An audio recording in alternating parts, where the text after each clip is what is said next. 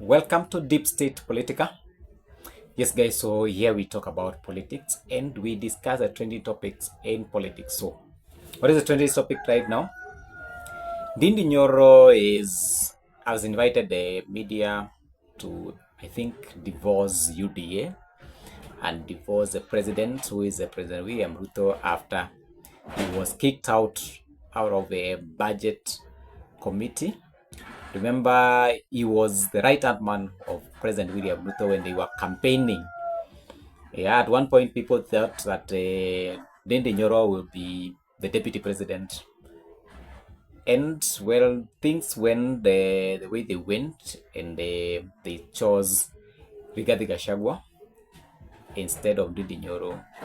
And I think in return, that's why he was rewarded with the parliamentary budget committee to chair the committee.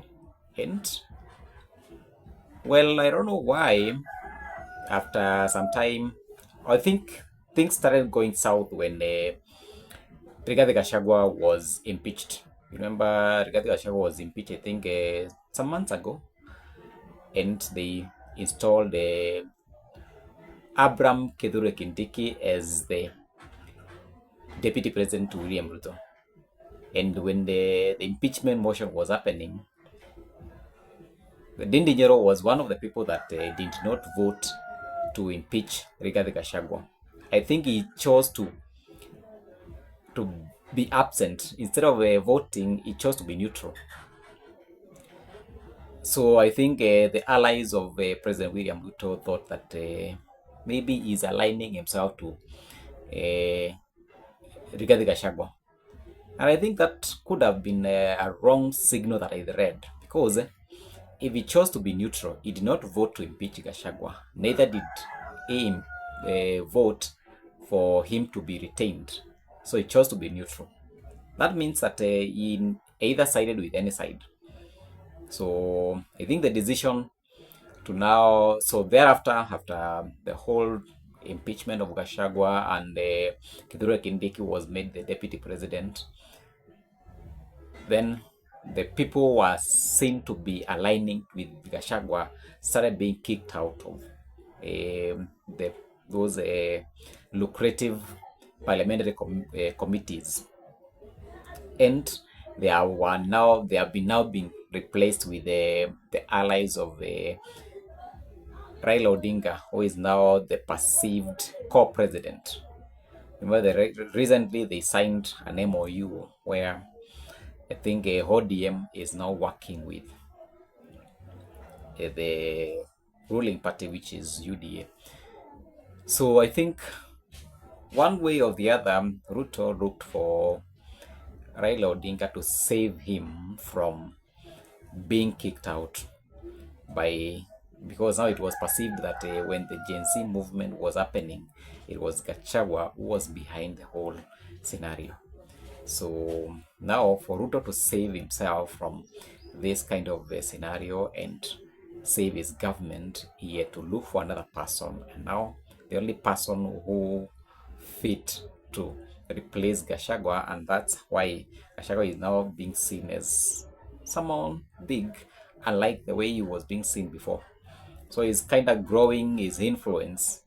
So Raila Odinga comes in on board, and now they start removing the allies of GACHANGUA from government positions and replacing them with Raila Odinga allies.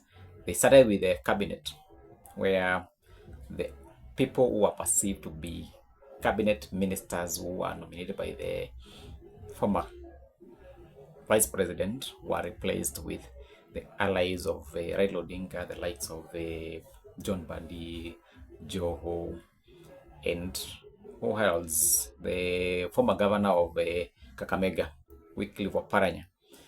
So now they came to parliament, and some of the casualties that were affected is Ndidi Nyoro, who was just replaced just recently by the MP for Siaya. I can't remember his name because he's still not yet public. He's still yet to, publicize himself and get known to people. All right, so that is what is happening. And strangely, instead of Ndidi Nyoro coming out clearly and saying that, they kicked me out and I'm now divorcing UDA and joining GACHANGUA, he has said that he doesn't know why he was kicked out. And does he give out the way forward? Not really. So he's still remaining neutral. I don't know why. Probably he still wants to see whether they can mend their differences with the president and perhaps remain in UDA, or he's still weighing the waters to see what could happen, whether he can still join GACHANGUA or he continues be neutral. So he's saying that he's now focused on working for the people of Kiaru. And recently in Parliament, before the Parliament went on recess, the majority leader, who is Kimani Ichung'wah, and Junaid Mohammed really attacked him, saying that he used his position as budget committee chairman to direct some of the funds from the government to Kiaru, because they are saying that the kind of development that Ndidi Nyoro was doing in Kiaru constituency are nowhere compared to the amount of revenue all the other MPs receive. One thing they should be able to understand is that Kiaru is a very small constituency.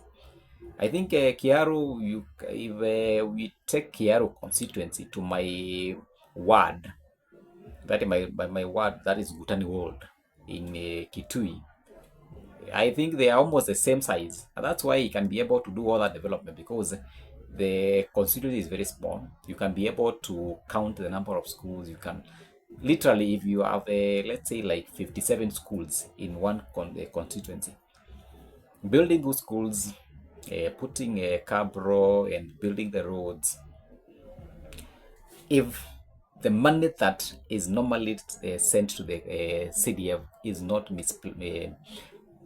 mishandled, is not stolen, you can be very sure that the same development he does in his constituency is possible to be done in other constituencies. For instance, if to build a classroom in other constituencies, a classroom probably will be allocated like 500,000. But the actual amount that is used, that is sent to the contractor, is less than 300,000. So the rest of 200,000 is money stolen, is money used as kickbacks. So that's why, according to him, and I saw the video that he was explaining to the MPs how he has been able to develop Kiaru, his money is put in one account. So you construct, you are given a tender, but it's not different contractors and what have you. So at least they source, they do procurement in a manner that it's centralized. That's why they have been able to do a lot of development, because their money is not given to random contractors in different locations. That's wise way of managing resources. So if the other MPs can be able to copy from him, and instead of attacking him, they copy what he's doing and try to utilize their funds in a more productive way, they can be able to develop their constituencies. For instance, in my constituency, the MP is busy praising his master, who is Kalonzo Musyoka, instead of doing the work for the residents. And that's why these guys get it wrong. Instead of working for the people who elected them, they work to appease the perceived kingpin. And you see now, Ndidi Nyoro is a bit smart. He's not trying to appease or to please. That is the best one. To please GACHANGUA, who is perceived to be the kingpin of Mount Kenya, nor does he work to please Ruto, who is the leader of UDA.